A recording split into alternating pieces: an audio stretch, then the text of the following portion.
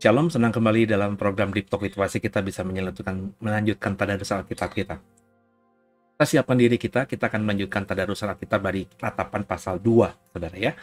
Dan sama-sama kita satu dalam doa sebelum kita memulainya. Makasih Tuhan buat hari ini kami boleh melanjutkan tadarus Alkitab kami. Berikan hikmat marifat-Mu sehingga ayat yang kami baca menjadi terang dan bermanfaat buat kami. Paling tidak kami mengerti sekarang bagaimana kami harus hidup, dan hidup yang bisa menyenangkan hati Tuhan itu bisa kami lalui. Haleluya. Amin. Bapak Ibu siapkan Alkitab kita masing-masing ya. Untuk mempersingkat waktu kita siapkan Ratapan pasal yang kedua. Walau seribu rebah di sisiku,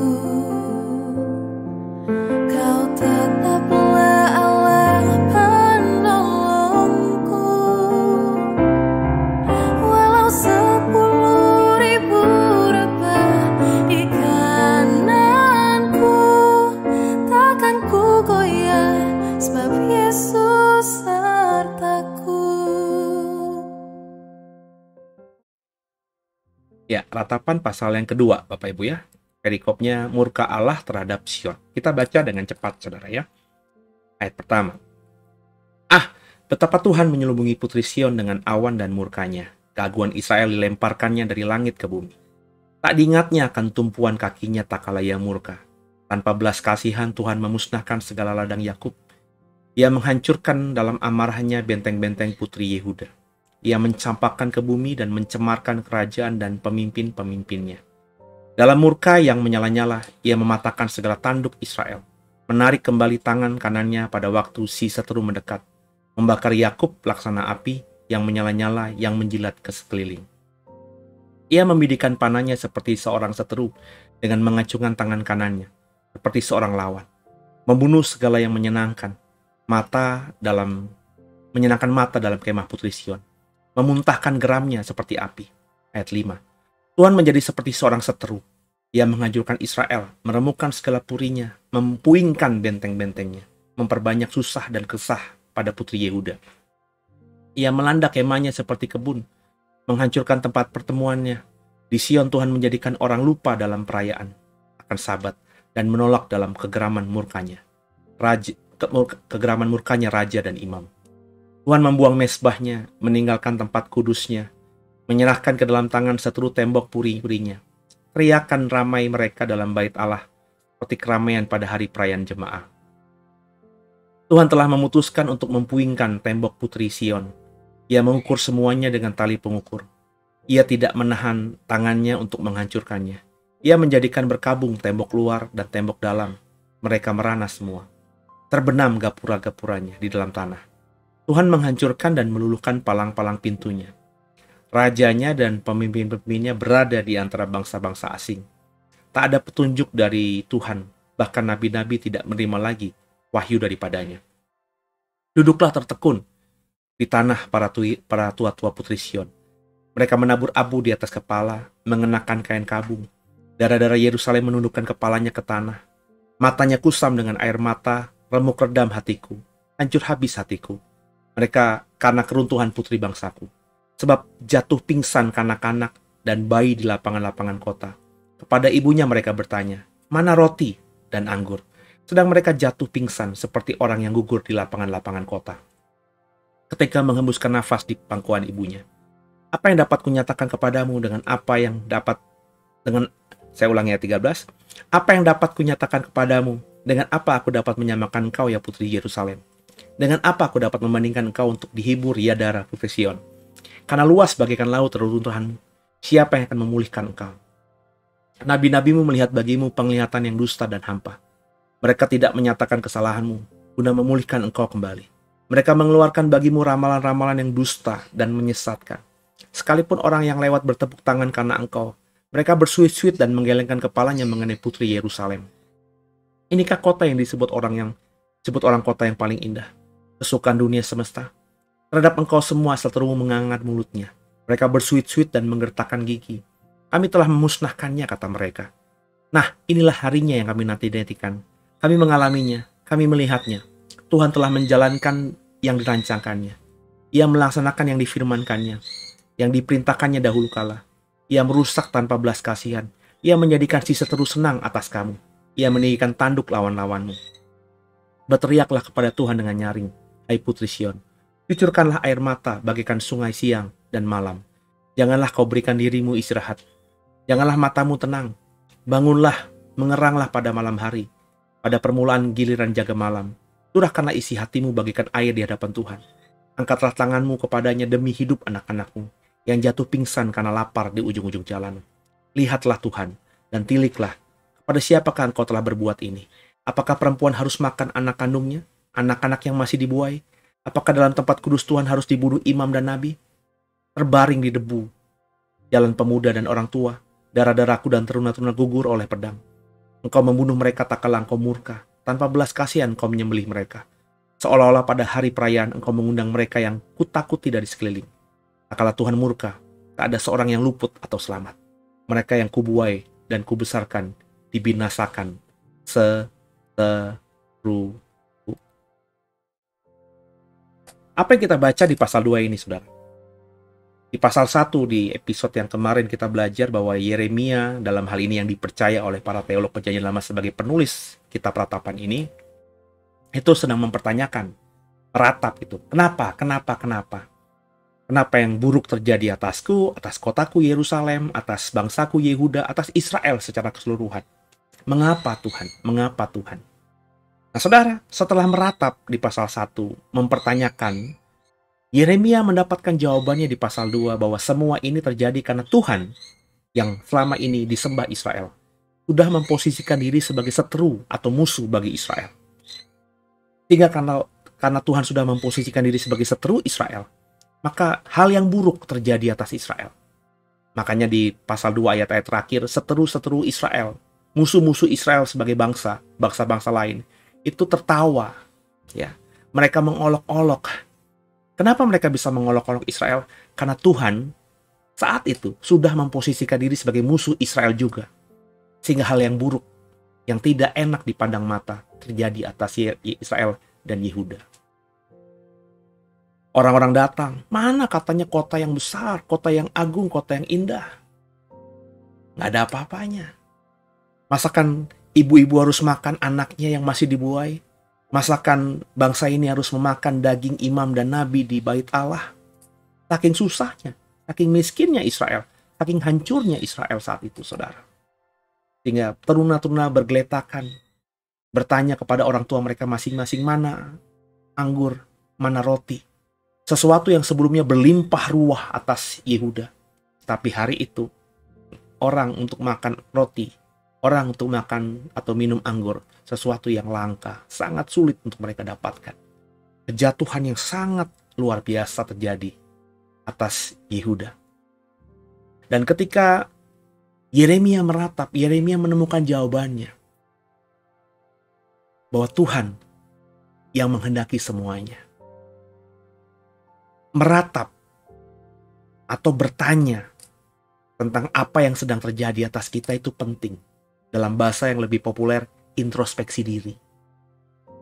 Jadi ketika Bapak, Ibu, dan saya mengalami satu masalah hidup, apapun itu, sakitkah, miskinkah, bangkrutkah, whatever lah itu, ada baiknya kita introspeksi diri, atau dalam bahasa yang sedang kita tadarusin pada episode ini adalah meratap, bertanya kepada Tuhan.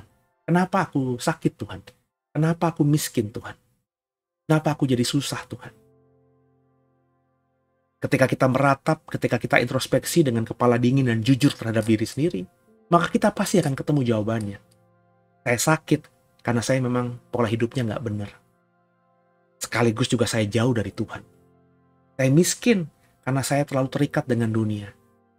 Nggak pernah berpikir panjang kalau mengambil keputusan. Pikirannya untung aja, cuan aja, uang aja, tanpa melibatkan Tuhan. Saya jatuh miskin, sakit, karena saya salah dalam melangkah. Nah, ketika kita tahu jawabannya seperti ini, maka kita bisa healing dengan cepat. Kalau kita sakit, kita bisa healing. Yang pertama, tentu sakit kita harus disembuhkan. Sakit medis, datang ke klinik, ke dokter, ke perawat, ke bidan, ke mantri, ke rumah sakit. Mereka yang memang ahli secara medis coba membantu kita dengan obat-obatan dan terapi-terapi medis. Tapi kalau spiritual kita, mental kita, cara pikir kita, hati kita belum disembuhkan, kita mungkin boleh sembuh secara fisik, tapi karena semuanya berjalan masih belum balance, kita akan jatuh sakit lagi. Karena pola pikir kita, pola hidup kita belum kita rubah, karena kita tidak berpikir bahwa pola hidup itu yang selama ini kita jalani adalah salah. Tapi ketika secara medis kita diobati dan kita akhirnya dinyatakan sembuh, terus selama menjalani healing itu kita juga menyembuhkan luka batin kita, pola pikir kita yang salah, pola hidup kita yang salah, iman kita yang salah, kita perbaiki juga. Ketika kita sembuh, maka kita sembuh secara holistik. Sehingga kalau sembuh secara holistik, kesalahan atau sesuatu yang terjadi buruk yang baru kita lewati tidak akan terjadi lagi di masa depan. Itu makanya orang bijak mengatakan pengalaman adalah guru yang paling mahal di dunia ini. Tapi banyak orang tidak menganggap pengalaman itu penting. Sehingga banyak orang jatuh berkali-kali di lubang yang sama. Nabi Yeremia mengerti kenapa bangsanya seperti itu. Kenapa dirinya mengalami ini. Kenapa apa yang dilihatnya buruk. Padahal sebelumnya Israel berkelimpahan. Yeremia menemukan jawabannya. Karena Tuhan yang selama ini ia sembah sudah memposisikan diri sebagai seteru, sebagai musuh atas dirinya, atas Israel. Nah, ketika dia menyadari ini, berarti ada yang salah dengan aku, yang salah dengan bangsaku. Oh, bangsaku berdosa, aku berdosa. Maka akhirnya Yeremia berteriak kepada Tuhan. Mengerti bahwa semua terjadi karena kehendak Tuhan. Yeremia mulai mengatur cara langkah yang benar. Mulai menginspirasi rakyatnya dengan berkata yang benar. Tentang apa yang sedang terjadi hari-hari itu terhadap Yehuda, terhadap diri mereka. Coba kita lanjutkan pasal ketiga, saudara ya. Kita langsung lanjutkan saja Yeremia pasal ketiga. Saya turunin ke bawah ya. Penghiburan dalam penderitaan, perikopnya. Akulah orang yang melihat sengsara disebabkan cambuk murkanya. Ayat 1 ya. Ia menghalau dan membawa aku ke dalam kegelapan yang tidak ada terangnya. Sesungguhnya aku dipukulnya berulang-ulang dengan tangannya sepanjang hari. Ia menyusutkan dagingku dan kulitku, tulang-tulangku dipatahkannya. Ia mendirikan tembok sekelilingku, mengelilingi aku dengan kesedihan dan kesusahan. Ia menempatkan aku di dalam gelap seperti orang yang sudah lama mati. Ia menutup segala jalan keluar bagiku. Ia mengikat aku dengan rantai yang berat, walaupun aku memanggil-manggil dan berteriak minta tolong, tak didengarnya doaku. Ia merintaki jalan-jalanku dengan batu pahat dan menjadikannya tidak terlalui. Laksana beruang ia menghadang aku. Laksana singa dalam tempat persembunyian. Ia membelokkan jalan-jalanku, merobek-robek aku dan membuat aku tertegun. Ia membidikan panahnya, menjadikan aku sasaran anak panah. Ia menyusupkan ke dalam hatiku segala anak panah dan tabungnya. Aku menjadi tertawan bagi segenap bangsaku, menjadi lagu ejekan setiap mereka sepanjang hari. Ia mengenyangkan aku dengan kepahitan, memberi aku minum ipuh. Ia menemukan gigi-gigiku dengan memberi aku makan kerikil. Ia menekan aku ke dalam debu. Engkau menceraikan nyawaku dari kesejahteraan. Aku lupa akan kebahagiaan. Tangkaku, hilang lenyaplah kemasyuranku, dan harapanku kepada Tuhan. Ingatlah akan sengsaraku dan pengembaraanku akan ipuh dan racun itu. Jiwaku selalu teringat akan hal itu, dan tertekan dalam diriku. Tapi hal-hal inilah yang kuperhatikan. Oleh sebab itu aku akan berharap. Tak berkesudahan kasih setia Tuhan. Tak habis-habisnya rahmat-Nya. Selalu baru tiap pagi. Besar kesetiaan-Mu. Tuhan adalah bagianku, oleh jiwaku. Oleh sebab itu aku berharap kepada-Nya. Tuhan adalah baik bagi orang yang berharap kepada-Nya. Bagi jiwa yang mencari Dia. Adalah baik menanti dengan diam pertolongan Tuhan. Adalah baik bagi seorang pria memikul kuk pada masa mudanya. Biarlah ia duduk sendirian dan berdiam diri kalau Tuhan membebankannya. Biarlah ia merebahkan diri dengan mukanya dalam debu. Mungkin ada harapan. Biarlah ia memberikan pipi kepada yang menamparnya. Biarlah ia kenyang dengan cercaan. Karena tidak untuk selama-lamanya Tuhan mengucilkan. Karena walau ia mendatangkan susah, ia juga menyayangi menurut kebesaran hati, kebesaran kasih setianya. Karena tidak dengan rela hati ia menindas dan merisaukan anak-anak manusia. Kalau dipijak-pijak dengan kaki tawanan-tawanan di dunia. Kalau hak orang dibelokkan di hadapan yang maha tinggi. Atau orang diperlakukan tidak adil dalam perkaranya. Masakan Tuhan tidak melihatnya? Siapa berfirman, maka semuanya jadi. Bukankah Tuhan yang memerintahkannya? Ayat 38. Bukankah dari mulut yang maha tinggi keluar apa yang buruk dan apa yang baik? Mengapa orang hidup mengeluh? Biarlah setiap orang mengeluh tentang dosanya. Marilah kita menyelidiki dan memeriksa hidup kita dan berpaling kepada Tuhan. Marilah kita mengangkat hati dan tangan kita kepada Allah di surga. Kami telah mendurhaka dan memberontak. Engkau tidak mengampuni. Engkau menyelubungi dirimu dengan murka, mengejar kami dan membunuh kami tanpa balas kasihan. Engkau menyelubungi dirimu dengan awan sehingga doa tak dapat menembus. Kami kau jadikan kotor dan keji di antara bangsa-bangsa. Terhadap kami semua seteru kami mengangkat mulutnya. Kejut dan jerat menimpa kami, kemusnahan dan kehancuran. Air mataku mengalir bagikan batang air karena keruntuhan putri bangsaku. Air mataku terus-menerus bercucuran dengan tak henti-hentinya. Sampai Tuhan memandang dari atas dan melihat dari surga. Mataku terasa pedih oleh sebab keadaan putri-putri kotaku. Seperti burung aku diburu-buru oleh mereka yang menjadi seteruku tanpa sebab. Mereka melempari aku hidup-hidup dalam lubang, melontari aku dengan batu. Air membanjir di atas kepalaku, kusangka binasa aku. Ya Tuhan, aku memanggil namamu dari dasar lubang yang dalam. Engkau mendengar suaraku, janganlah kau tutupi telingamu terhadap keresahan dan teriakan tolongku. Engkau dekat tak kala aku memanggilmu, engkau berfirman jangan takut. Ya Tuhan, engkau telah memperjuangkan perkaraku, engkau telah menyelamatkan hidupku, engkau telah melihat ketidakadilan terhadap aku. Ya Tuhan, berikanlah keadilan. Engkau telah melihat segala dendam mereka, segala rancangan mereka terhadap aku. Engkau telah mendengar cercaan mereka, ya Tuhan. Segala rancangan mereka terhadap aku, percakapan orang-orang yang melawan aku, dan rencana mereka terhadap aku sepanjang hari. Amatilah duduk bangun mereka. Aku menjadi lagu ejekan mereka. Engkau akan mengadakan pembalasan terhadap mereka, ya Tuhan, menurut perbuatan tangan mereka. Engkau akan mengeraskan hati mereka. Kiranya kutukmu menimpa mereka. Engkau akan mengejar mereka dengan murka, dan memusnahkan mereka dari bawah langit. Ya Tuhan. Haleluya. Sekali lagi penting, makanya dalam episode ini saya menekankan penting kita ketika menghadapi sesuatu yang tidak baik di hidup kita hari ini, atau nanti masa depan, kalau kemarin sudah terlambat, ya, untuk meratap. Meratap di sini bukannya mengasihi diri sendiri. Meratap itu bukan dalam tensi yang negatif, tapi meratap di sini introspeksi diri tadi. Di mana kita bertanya, kenapa aku begini? Kenapa hari ini aku begini? Ketika kita menemukan jawabannya, wah aku begini karena ada salahku dan karena aku jauh dari Tuhan, maka bertobat dengan sungguh dan pulihkan yang buruk yang selama ini kita lakukan.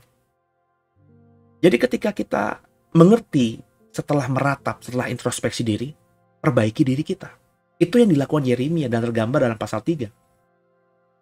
Ketika dia menemukan bahwa semua yang terjadi atas dirinya, atas kotanya Yerusalem, atas bangsanya Yahudi, atas Israel secara keseluruhan, karena Tuhan sudah memposisikan diri sebagai seteru, dan dia sadar bahwa ini karena dosa mereka, itu makanya doa mereka tidak didengar Tuhan. Itu karena itu sepertinya Tuhan membiarkan mereka binasa dan lain sebagainya, dihajar oleh musuh, dalam hal ini Babilonia Nebukadnezar. Ya, dan ketika Yeremia tahu, Yeremia mulai bertobat. Yeremia mengajak Israel bertobat untuk datang kepada Tuhan dalam pertobatan, untuk kembali mohon belas kasihan Tuhan, untuk kembali datang meminta belas kasihan dan pertolongan Tuhan. Tapi meskipun demikian, ada orang-orang lain dalam hal ini, nabi-nabi lain, kalau kita baca tadi pasal 3, yang mengatakan bahwa, enggak, ini biasa aja kok. Memang inilah pertentangan pelayanan Yeremia ketika Yeremia melayani Tuhan. Nanti lebih panjang lebarnya kita bisa mendapatkan informasi ini di dalam kitab Yeremia. Ketika kita bertadarusan di kitab Yeremia, habis kitab ratapan selesai. Yeremia emang seperti itu. Yeremia mengatakan bahwa kita ini mengalami hal seperti ini, itu karena dosa kita. Seperti Yeskiel, kalau Bapak Ibu ingat atau sudah mengikuti bersama saya kan, kita baru melewati tadarusan kitab Yeskiel. Di pasal-pasal awal kan Yeskiel berkata, ini karena Tuhan menghukum kita, karena dosa kita. Tapi banyak orang di luar sana, termasuk nabi-nabi lain mengatakan, enggak, ini enggak kenapa-napa, sebentar doang kok. Sama nanti Yeremia juga mengalami problematika yang sama. Di Babel, Yeskiel sebagai salah satu orang buangan mengalami hal itu. Yeremia yang tertinggal di Yerusalem juga mengalami hal itu. Masih ada nabi-nabi lain yang mengaku nabi di Yerusalem yang tidak diboyong ke Babel. Entah karena apa, satu lain hal kita tidak bisa menduganya atau memperhatikannya atau mengatakan secara spesifik yang benar gitu. Ada beberapa kemungkinan. Nabi-nabi ini berkata, enggak, kita tinggal tunggu waktu aja kok, Tuhan pasti akan pulihkan. Tuhan mana mungkin sih menghukum kita? Tuhan kan baik, kita kan adalah umatnya, kurang lebih itu. Secara sudut pandang, perkataan-perkataan nabi-nabi palsu ini sepertinya menghibur Israel, membangkitkan iman Israel. Iman tanda kutip ya, seolah-olah Tuhan tuh nggak mungkin mengizinkan ini terjadi. Ini terjadi ya biasa aja, natural aja lah, bangsa-bangsa lain juga mengalami, nanti kita akan dipulihkan dengan sendirinya. Tuhan kita tidak mungkin menghukum kita. Tapi dalam sudut pandang spiritual, ini sesuatu yang salah. Makanya Yeremia mengkritik nabi-nabi itu yang mengatakan bahwa kalian tidak mengatakan semua ini terjadi karena Tuhan sudah menjadi seteru atas kita. Semua ini terjadi karena kita berdosa. Kalian harus mengingatkan bahwa kita harus bertobat. Bangsa ini harus bertobat. Itulah perbedaan Yeremia, Yeskiel dengan nabi-nabi palsu ketika Israel dihancurkan oleh Babilonia. Hamba-hamba Tuhan banyak mengatakan hal sepertinya kebenaran, tapi itu bukannya isi hati Tuhan, saudara. Di akhir zaman sebentar, dan banyak juga hamba-hamba Tuhan mengatakan bahwa ini terjadi karena ini. Mungkin pakai ayat-ayat Alkitab, tapi sebenarnya mereka mengatakan hal itu tidak sesuai dengan apa yang sedang Tuhan rencanakan atas dunia ini. Sama-sama membangkitkan iman, sama-sama menghibur orang-orang Kristen dunia yang sedang mengalami kesusahan. Tapi perkataan mereka itu bukan kebenaran yang sejati. Yeremia mengajak Israel untuk bertobat. Yeremia menekankan bahwa ini terjadi karena dosa-dosa kita yang jauh atas Tuhan. Hingga akhirnya musuh-musuh kita Tuhan izinkan. Seolah-olah Tuhan berkoalisi atau bersatu dengan musuh-musuh kita, menentang kita. Dan karenanya kita hancur. Makanya musuh-musuh kita mengolok-olok kita. Mana kota yang katanya indah dulu, yang katanya luar biasa, sekarang tinggal reruntuhan. Memang Israel mengalami keterpurukan luar biasa. Teruna-teruna terbaring di lapangan-lapangan sambil berkata, mana roti, mana anggur kepada orang tua mereka. Padahal anggur dan roti itu dulunya berkelimpahan di atas tanah Yehuda, di atas tanah Israel. Kan Israel dijanjikan negeri yang penuh madu, susu, ya. Tapi akhirnya semuanya hilang.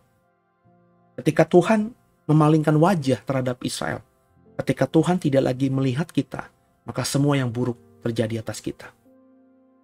Tuhan bukan cuma bisa mengizinkan yang baik terjadi atas kita, Tuhan juga bisa mengizinkan yang buruk terjadi atas kita. Nah, kalau Bapak Ibu pahami ini, maka kita akan belajar menjadi manusia yang lebih bijak lagi. Nah, kita penting mendapatkan pengajaran dari nabi-nabi, dari hamba-hamba Tuhan, seperti contohnya Yeremia. Seperti contohnya kemarin Yeskiel, yang memang mengatakan kebenaran. Meskipun kebenaran itu pahit. Bapak Ibu bilang sama orang, kamu miskin karena kamu dosa. Itu kan susah. Itu kan pahit. Kita bisa dimusuhi. Tapi kalau kita yakin itu yang terjadi atas dia karena dosa dia, kita harus mengatakannya. Ada teman-teman yang lain mengatakan, tenang aja lah. Lo bangkit lagi lah. Lo bisa lah. Lo sanggup lah. Gue tahu potensi lo. Lo bisa naik lagi kok. Anggap aja ini pengalaman hidup. Nasihat itu juga baik. Tapi kalau kita tahu sebagai hamba Tuhan, orang ini jatuh miskin karena dosa dia, maka ingatkan dosanya itu. Kamu berdosa sebab waktu kamu diberkati secara materi. Kamu jauh dari Tuhan. Kamu gak pernah ibadah. Kamu jauh dari keluarga. Kamu main perempuan di sana sini, mabok-mabokan. Itu dosa besar. Maka sekarang kamu miskin karena dosa itu. Karena Tuhan markah dan murka padamu. Bertobat segera, minta ampun sama Tuhan. Dan mulai lagi hidupmu yang baik dengan keluargamu. Pulihkan dirimu dan keluargamu bersama dengan Tuhan. Maka Tuhan akan pulihkan kau. Mestinya kita memperkatakan begitu. Nasihat itu pasti ujung-ujungnya niatnya baik. Tapi nasihat yang dari Tuhan, yang sesuai hikmat rema dari Tuhan, itu yang membedakan kita dengan nasihat orang-orang bijaksana kata dunia ini. Nah, saudara, milikilah gereja hamba Tuhan yang berani mengatakan hal-hal yang pahit agar kita bisa segera pulih. Saya nggak kenal saudara, mungkin saya juga nggak tahu problematika hidup saudara apa. Tapi kalau hari ini kau rasa hidupmu sedang tertatih-tatih, sedang berat, merataplah. Meratap itu artinya introspeksi diri, bertanya, kenapa saya begini? Buka hatimu, jujur terhadap dirimu. Kalau kau yakin, kalau kau menemukan jawabannya, kau salah, selain jauh dari Tuhan, ada salah dirimu itu. Perbaiki diri. Yang bisa kita perbaiki, perbaiki. Kalau kita berdosa, tinggalkan dosa, bertobat. Kalau kau sakit, ikuti nasihat dokter. Kalau kau lupa kemarin bahwa tubuhmu adalah Roh Kudus, maka kau pakai tubuhmu ini untuk melakukan dosa, bertobat. Pulihkan gambar citra Tuhan dalam dirimu itu dengan bertobat kepada Tuhan. Maka ketika kita kerjakan dengan benar, ketika kita sembuh secara holistik. Itu yang diinginkan Yeremia terhadap Yehuda. Mereka bukan saja kembali harus bangkit sebagai bangsa, mereka harus positif, tapi mereka juga harus hidup dalam pertobatan yang benar. Ketika Yehuda bertobat dengan benar, dan juga tetap positif, tetap beriman, tetap yakin mereka akan dipulihkan menjadi bangsa yang besar, maka Yehuda akan kembali dengan kemenangan, dengan kebesarannya, dengan keagungannya, karena sudah dipulihkan oleh Tuhan. Sebaiknya saudara kerjakan supaya apa yang saya katakan tadi juga terjadi atas hidup. Ke depan, kau dan aku dipulihkan sempurna di hadapan Tuhan. Maka sekali lagi pesan saya terakhir, jangan takut untuk meratap. Meratap itu baik. Meratap untuk berintrospeksi diri. Jangan gampang kita menyalahkan orang lain. Dikit-dikit orang lain, dikit-dikit orang lain. Belajarlah melihat sesuatu dari internal dulu. Saya sudah benar atau belum? Perbaiki dirimu. Kasihi dirimu sendiri. Kasihi Tuhan dengan tidak berbuat dosa. Maka kau akan sembuh dengan sempurna. Kesembuhan yang dari Tuhan akan terjadi atas hidup. Kau akan diberkati. Bisa hidup di bumi seperti hidup di surga. Tuhan Yesus memberkati semuanya.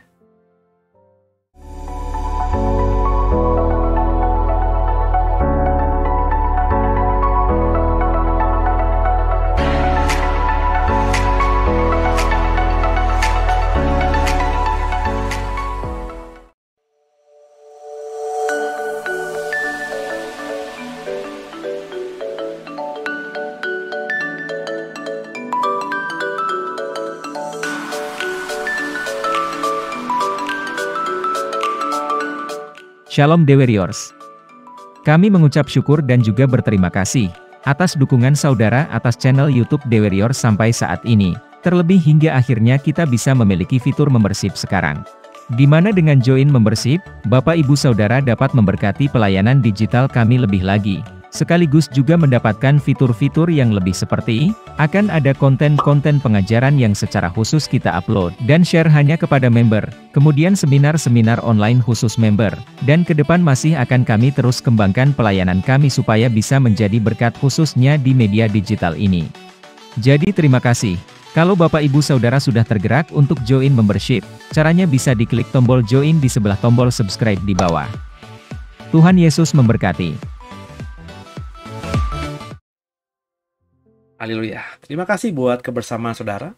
Saudara bisa ikuti terus pelayanan kami lewat digital ini. Hari Minggu besok, Bapak Ibu yang tinggal di Serpong, saya undang untuk bisa datang di gereja kami, di apartemen Tripak BSD. Kita akan belajar banyak soal apa yang Tuhan taruhkan di hati saya. Ya, di minggu-minggu ini saya menggumuli tentang apa yang dimaksud dengan tatanan dunia baru, saudara. Dan saya mendapatkan sesuatu dari Tuhan, dan saya akan bagikan dari minggu besok, bahwa kita akan masuk dalam dunia yang memang baru, ya, dan kita harus siap. Firman Tuhan berkata apa saran firman Tuhan, saya akan bagikan nanti di hari Minggu. Kemudian juga hari Sabtu nanti, Bapak Ibu yang sudah jadi member, Bapak Ibu akan mendapatkan materi live. Saya akan live, saudara ya. Rencana saya akan live, saya akan bicara soal kondisi gempa di Turki dalam kalender akhir zaman Alkitab. Ya, mungkin beberapa orang tidak menganggap ini ada kaitan eratnya, tapi nggak tahu ketika saya mendengar ada gempa cukup dahsyat di Turki, 7,8 skala Richter, meluluh lantakan banyak gedung hancur, ribuan orang meninggal. Saya tiba-tiba teringat sebuah ayat di Alkitab, dan ketika saya dalami, suara hati saya mengatakan sampaikan, ya, bagikan. Saya akan bagikan secara live, memang tidak untuk umum, hanya untuk member. Maka Bapak Ibu, ayo jadi member The Warriors Channel ini, karena setiap apa yang Tuhan bagikan kepada saya akan bagikan kepada membership saja. Ya, kenapa demikian? Ya, karena pertama memang saya tidak ingin video ini cuma sekedar viral doang atau didengar oleh orang sambil lalu. Ya, dengan member, meskipun Bapak Ibu membayar dengan nominal yang tidak besar, hanya 19.000 sekian, tapi paling tidak Bapak Ibu bayar. Ya, dengan bayar Bapak Ibu tentu berpikir akan mendapatkan sesuatu dari situ. Ya, maka saya mengajarkan ini memang lebih terbuka, ya, lebih tajam, karena saya berpikir ya, yang member itu memang orang-orang yang mau berniat belajar bersama saya gitu ya, bersama komunitas The Way tentang banyak hal. Ya, jadi sengaja kita bikin ini supaya tadi ya, yang denger itu memang orang-orang yang berniat belajar, bukan orang yang cuma sekedar cari sensasi, cari perbandingan, nanti membandingkan pengajaran saya dengan yang lainnya dan lain sebagainya. Niatnya memang belajar gitu ya.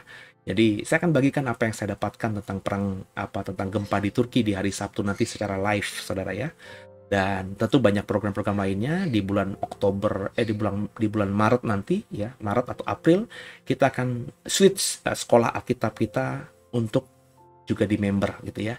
Jadi nanti Bapak Ibu dengan membayar setiap bulan berapa puluh ribu begitu ya, Bapak Ibu akan mendapatkan materi sekolah Alkitab kita selama ini. Jadi nanti ke depannya Bapak Ibu nggak perlu daftar lagi, Bapak Ibu tinggal menjadi member di channel YouTube ini, maka materi-materi tentang sekolah Alkitab kita yang sedang ngebahas mengenai doktrin Alkitab, Maret nanti saya akan mengajar mengenai eskatologi atau doktrin akhir zaman. Itu akan saya bagikan pelan-pelan. Nanti juga ada kesempatan kita live untuk tanya jawab tentang materi-materi yang saya berikan tadi, supaya ada dialog gitu ya, ada interaktif begitu ya. Terima kasih buat dukungannya selama ini, terima kasih buat doanya. Doakan terus agar program ini bisa terus berdampak bagi banyak orang. Terima kasih.